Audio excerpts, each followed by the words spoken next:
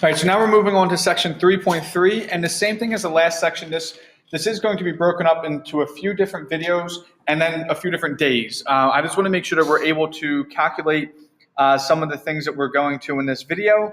So we're going to take our time with it. All right, but we're moving on to section 3.3, and it's going to be measures of variation. All right, and remember, essentially questions, the same as the last section. Now we're going to be able to actually start answering these, though. If two products have the same mean, how can you find which is better? And how can you tell if your test grade was good compared to others?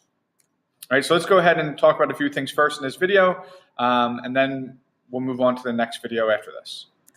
All right, so let's say that a testing lab wishes to test experimental brands of outdoor paint to see how long each will last before fading. The testing lab makes 6 gallons of each paint to test. And let's say that they did these tests, and there's group A and there's group B.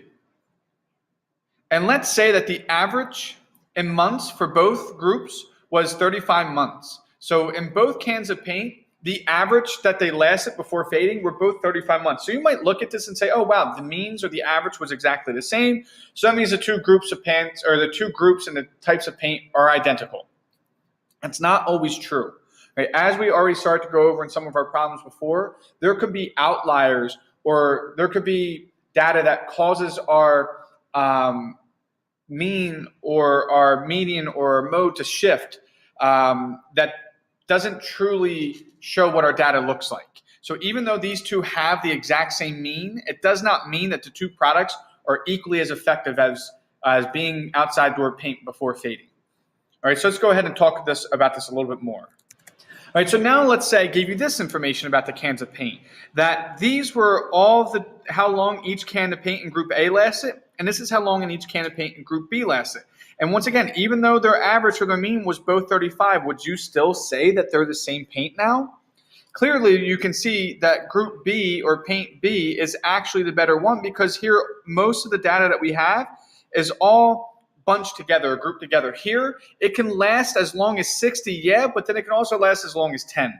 So there's a big variation or a big range in those groups. So you can say and argue that group B is clearly going to be the better brand. Even though it might not last as long as this group A could have with the 60 months, you're guaranteed to last closer to your mean with this group of paint than you would be with the one up here.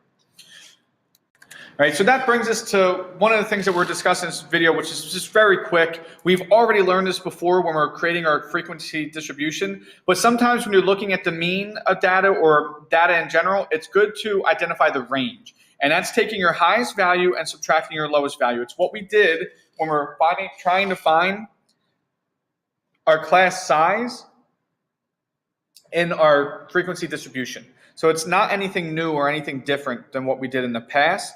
But now we can use it because if we have a large range, then that can mean that we either have outliers or data is very spread out.